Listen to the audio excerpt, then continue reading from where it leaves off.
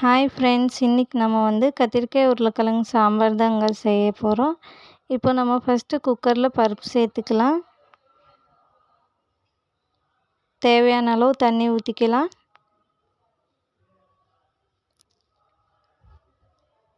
அரை டீஸ்பூன் மஞ்சத்தூள் போட்டுக்கலாம்.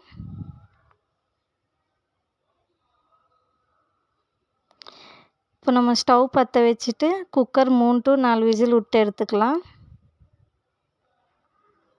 கத்திரிக்காய் கட் பண்ணிக்கலாம் ஃப்ரெண்ட்ஸ், நீட்டமாக கட் பண்ணிக்கலாம். அப்போ தான் சாம்பாருக்கு ரொம்பவே டேஸ்ட்டாக இருக்கும். நம்ம சேனலில் இதாங்க ஃபஸ்ட்டு வீடியோ நம்ம வாய்ஸ் ஓவர் கொடுத்து போட்டுக்கிறோம். இனிமேல் இப்படியே போடலாமா வேண்டாமான்னு நீங்கள் கமெண்ட் பாக்ஸில் கமெண்ட் பண்ணுங்கள்.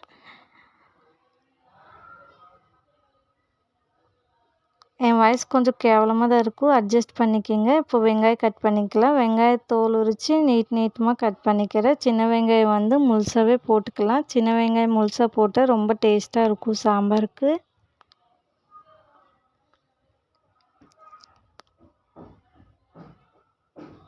இப்போ நம்ம தக்காளியும் நீட்டமாக கட் பண்ணிக்கலாம். சாம்பாருக்கு எதுவாக இருந்தாலும் நீட்டமாக கட் பண்ணால் தான் நல்லாயிருக்குங்க. அதனால தான் நான் நீட்டமாக கட் பண்ணியிருக்கிறேன்.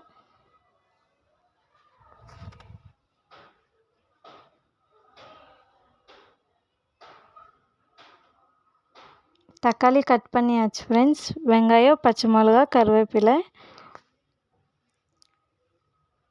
நம்ம கட் பண்ணி வச்ச கத்திரிக்காய். இப்போ நம்ம ஸ்டவ் பற்ற வச்சுக்கலாம். வானல் காஞ்சோடனே நம்ம எண்ணெய் சேர்த்துக்கலாம். இப்போ வானல் காஞ்சிருச்சுங்க, நம்ம எண்ணெய் சேர்த்துக்கலாம். எண்ணெய் ஊற்றுற கரண்டியால் 3 கரண்டி எண்ணெய் ஊற்றிக்கிறேன்.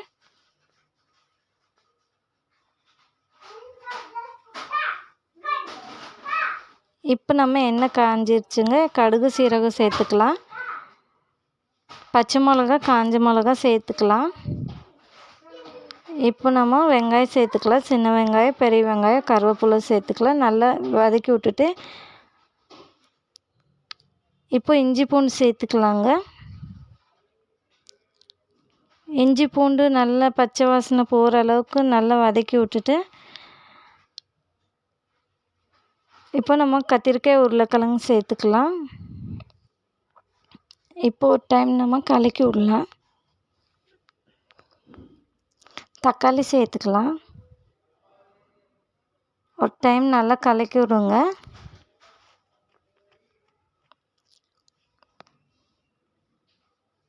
கால் டேபிள் ஸ்பூன் மஞ்சத்தூள், மிளகாய்த்தூள்,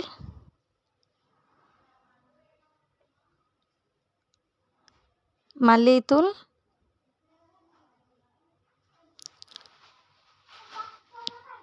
தேவையான அளவு உப்பு.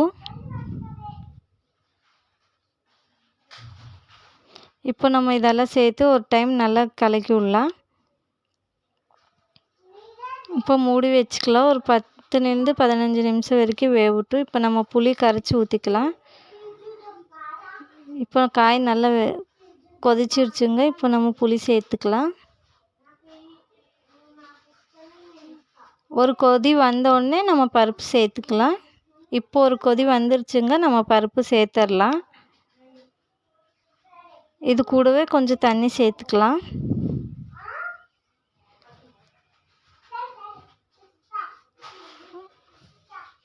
ஒரு டைம் நல்லா கலக்கி விடலாம். இப்போ மூடி வச்சுக்கலாம். நம்ம இந்த டைமில் கொஞ்சம் உப்பு பத்தலைங்க, நான் உப்பு போட்டுக்கிறேன். உங்களுக்கு சரியாக இருந்துச்சுன்னா நீங்கள் போட்டுக்காதீங்க.